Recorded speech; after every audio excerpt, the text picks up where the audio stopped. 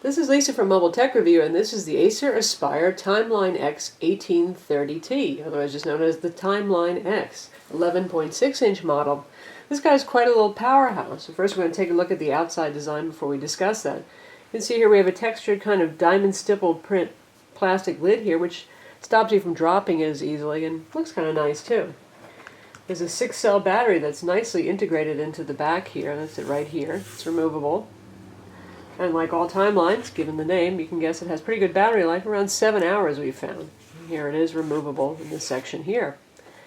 This whole plate is removable, and this is where you can access everything for upgrades, the hard drive, the memory, the PCI Express slot, and the wireless. You've got 2 screws here, 2 here, and 1 here. Plenty of ventilation over here. And then we've got a side exhaust fan as well. And we've got a lot of ports on here. We've got VGA, HDMI, that's the power, 1 USB slot here, 2 more USB slots here, separate microphone headphone jack, the headphone out does SPDIF, this is your card slot, gigabit Ethernet, Kensington lock slot. So it's pretty well appointed for an 11.6-inch notebook, but what really sets the Timeline apart is its full-core CPU. So what sets the Acer apart from 11.6-inch netbooks is the powerful CPU that's inside. This is available with the Intel Core i7 ULV, ultra-low voltage, that means processor, and there's an i5 option. The i5s sell for $699 and the i7 sells for $899. And these are ultra-low voltage versions of the standard mobile CPUs. For example, this is the i7 680UM, and this is a 1.47 GHz CPU that can turbo boost up to 2.53 GHz. It has 2 cores and 4 threads, and it's quite powerful. We use this for video editing, playing back video, all sorts of demanding things, working with Photoshop, which we'll show you, and it handles it really well. So if you're looking for a very portable 3-pound notebook that can actually do serious work, unlike a netbook, this is a great choice. You can see here we have Acer's usual kind of flat style keyboard. They don't do those island chiclet style keyboards. Some people don't like these very much. If you're one of them, this probably isn't the notebook for you, but we found that the oversized keys were very good for typing despite the lack of key separation. What isn't so great is the teeny trackpad over here, which is visually very well integrated with the aluminum palm rest over here. There's just little faint lines that do have tactile feel, but sometimes you can wander off without realizing it. There's an up-down scroll section here. The Alps trackpad does support multi-touch gestures, but this is really too small to make practical use of them. 2 clickers are here. They're fairly stiff and near the edge. Though they are near the edge, they work just fine for us.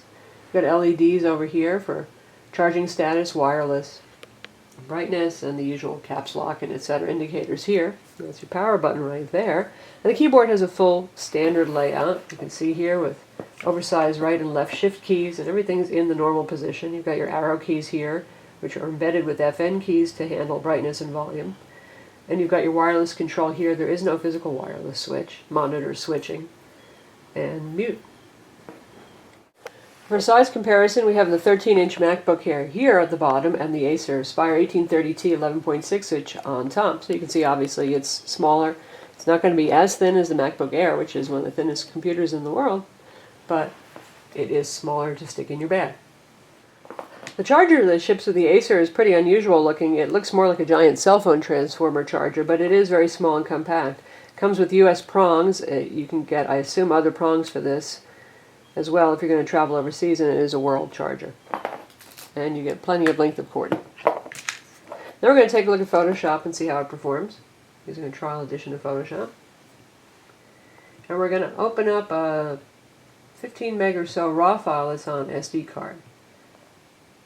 Alright, we've got 2 raw files open now. We're going to open up another one so you can see the speed with which it opens raw files. And that's obviously very quick.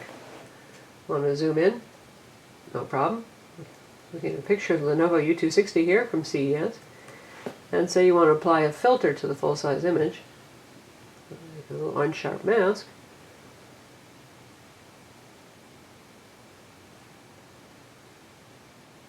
And we'll go with 50% and 1.3 pixel radius, and it's done. Seems great to me. Okay, now we're going to test out YouTube playback. They're here at 360, and we're going to switch up to 720.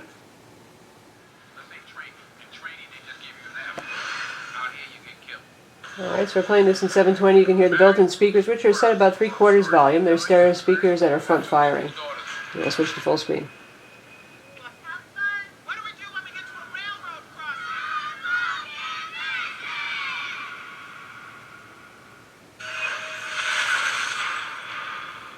So that's YouTube 720p. So here we are on Hulu next. Test Hulu video playback, and we'll just pick a movie trailer that's being featured. CPU utilization typically runs around 26 to 33% when playing back flash video, which is quite good. And temperatures are good as well. It doesn't get very hot, and the fan, as you can hear, is not roaring. Let's switch this to full screen.